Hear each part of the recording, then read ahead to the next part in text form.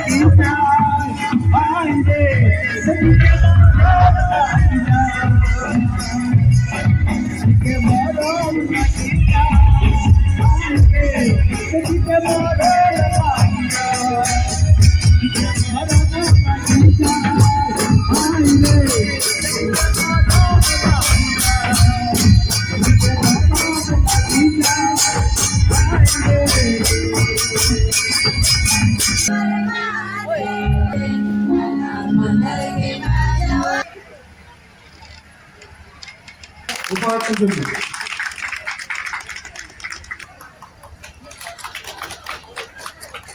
এই করম মহোৎসবের মেইন জায়গা হচ্ছে এটা। এইখানে হচ্ছে করম ডালের পূজা, করম বাবার পূজা।